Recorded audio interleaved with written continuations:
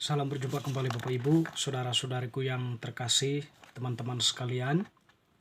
Pada kesempatan ini saya mengajak kita kembali lagi untuk mempersiapkan sedikit waktu kita mendengarkan sabda Tuhan yang kita ambil dari penginjil Lukas bab 1 ayat 26 sampai 38. Pemberitahuan tentang kelahiran Yesus. Dalam bulan yang ke-6, Allah menyuruh malaikat Gabriel pergi ke sebuah kota di Galilea bernama Nazaret kepada seorang perawan yang bertunangan dengan seorang bernama Yusuf dari keluarga Daud. Nama perawan itu Maria. Ketika malaikat itu masuk ke rumah Maria, ia berkata, "Salam hai engkau yang dikaruniai, Tuhan menyertai engkau." Maria terkejut mendengar perkataan itu, lalu bertanya di dalam hatinya, apakah arti salam itu? Kata malaikat itu kepadanya, "Jangan takut, hai Maria, sebab engkau beroleh kasih karunia di hadapan Allah. Sesungguhnya engkau akan mengandung dan akan melahirkan seorang anak laki-laki, dan hendaklah engkau menamai dia Yesus. Ia akan menjadi besar dan akan disebut Anak Allah yang Maha Tinggi. Dan Tuhan Allah akan mengaruniakan kepadanya tahta Daud, bapa leluhurnya. Dan ia akan menjadi raja atas kaum keturunan Yakub sampai selama-lamanya. Dan kerajaannya tidak akan berkesudahan." Kata Maria kepada malaikat itu, "Bagaimana hal itu mungkin terjadi, karena aku belum bersuami?" Jawab malaikat itu kepadanya, "Roh Kudus akan turun atasmu, dan kuasa Allah yang Maha Tinggi akan menaungi engkau. Sebab itu anak yang akan kau lahirkan itu akan disebut kudus, Anak Allah. Dan sesungguhnya Elisabet sanakmu itu, ia pun sedang mengandung seorang anak laki-laki pada hari tuanya, dan inilah bulan yang ke-6 bagi dia yang disebut mandul itu. Sebab bagi Allah tidak ada yang mustahil." Kata Maria, "Sesungguhnya aku ini adalah hamba Tuhan, jadilah padaku menurut perkataanmu itu." Lalu malaikat itu meninggalkan dia. Demikianlah sabda Tuhan, terpujilah Kristus. Teman-teman, saudara-saudari, sahabat-sahabat yang terkasih, bacaan Injil kemarin kita mendengar tentang pemberitahuan kelahiran Yohanes Pembaptis. Yang mau ditekankan mungkin dalam bacaan yang telah kita dengarkan dengan bacaan kemarin, di mana pada bacaan ini tadi kita mendengar pemberitahuan malaikat Gabriel kepada Maria tentang kelahiran Yesus. Yang menarik dari dua pemberitaan ini adalah tanggapan dari manusia kepada berita yang disampaikan Allah melalui malaikat Gabriel.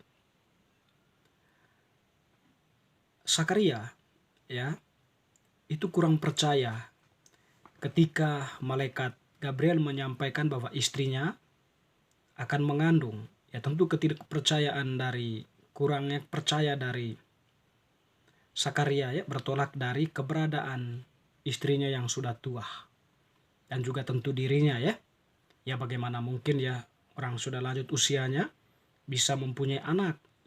Itu pertanyaan, atau itu yang menjadi masalah dari pihak Sakaria. Dan bagaimana dengan Maria? Maria dalam hal ini juga didatangi oleh malaikat Gabriel memberitakan setidaknya hal yang sama, bahwa Maria akan mengandung dan melahirkan seorang anak laki-laki. Dan sebagai manusia, Maria menjawab, bagaimana hal itu mungkin terjadi? Artinya kan logika Maria memang berjalan di situ. Lalu malaikat memberitahukan bahwa Roh Kuduslah yang akan menaungi engkau. Dan tentu karena iman Maria, pada akhirnya Maria menerima tawaran itu. Di sini Maria tidak menolak, tetapi dia bertanya tentang keberadaan dirinya. Tetapi karena setelah dijelaskan sedemikian rupa oleh malaikat Gabriel, pada akhirnya Maria pun menjawab dengan imannya ya. Meskipun dia tahu bahwa akan ada konsekuensi dari jawabannya itu. Tentu di sini karena kepercayaan yang teguh Maria kepada Allah itu yang membuat dia berani untuk mengatakan ya, apapun konsekuensinya Allah mungkin akan mempunyai rencana besar baginya. Dan yang menarik bahwa yang ditekankan juga dalam bacaan tadi bagaimana malaikat mengatakan sebab bagi Allah tidak ada yang mustahil. Ya, meskipun Elizabeth sudah tua, kalau memang Allah sudah berkehendak, ya itu bisa terjadi ya kepada manusia, pada Elizabeth. Dia mengandung dan melahirkan seorang anak laki-laki. Dan kepada Maria, karya Allah ya dalam Roh Kudus ya bisa bisa menghasilkan buah rahim Maria yaitu Yesus Kristus, sabda Allah yang menjelma menjadi manusia dalam rahimnya. Teman-teman saudara-saudari yang terkasih, jadi jawaban Maria itu memang sungguh menentukan keselamatan kita itu dimulai, keselamatan manusia itu dimulai. Jawaban Maria itu ya ada Santo Montfort melukiskan itu merupakan kabar sukacita yang besar dalam kerajaan surga ya. Ketika terjadi dialog antara Maria dengan malaikat Gabriel, penghuni surga itu seolah-olah sedang menunggu jawaban Maria ya. Dan ketika Maria memberikan jawaban ya, semuanya bersorak-sorai. Dan yang lebih menarik dari situ adalah Maria itu memang ya seorang yang dikhususkan oleh Allah. Ketika malaikat Gabriel mengatakan, "Salam hai engkau yang dikaruniai, Tuhan menyertai engkau." Ini refleksi yang mendalam dari Santo Montfort mengatakan bahwa salam ini ya merupakan salam dari surga ya. Allah, dari Allah sendiri ya. Dari Allah sendiri ya, Bapa, Putra, dan Roh Kudus itu ya. Semacam semuanya itu berpaling memfokuskan diri kepada Maria ya. Ya, kan ya ini merupakan suatu peristiwa besar ya. Sungguh-sungguh bahwa menentukan itu ya, menentukan bahwa Yesus itu akan bahwa Yesus itu akan bersemayam dalam rahim Maria ya. Dan salam itu merupakan salam dari surga ya. Makanya Maria tadi itu sungguh perempuan yang diistimewakan ya, yang istimewa di hadapan Allah.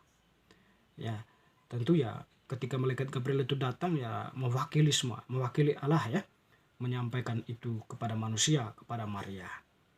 Jangan takut hai Maria sebab engkau beroleh kasih karunia di hadapan Allah. Itu.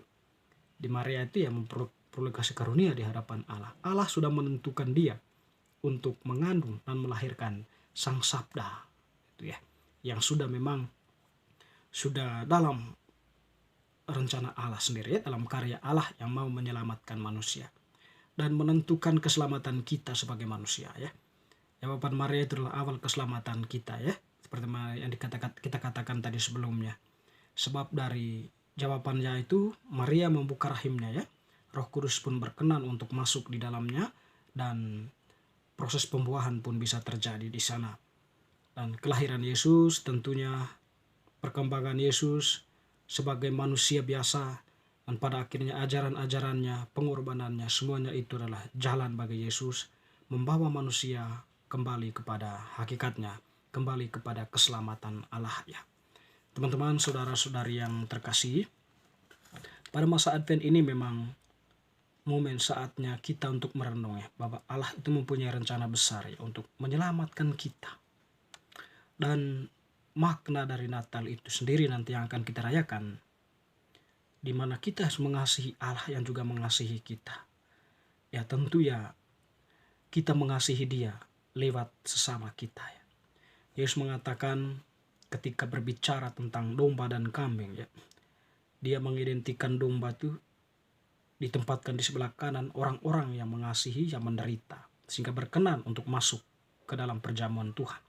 Sedangkan yang sebelah kiri kambing itu ya, mereka kurang memperhatikan sesama ya, sehingga tidak diperkenankan masuk dalam perjamuan itu.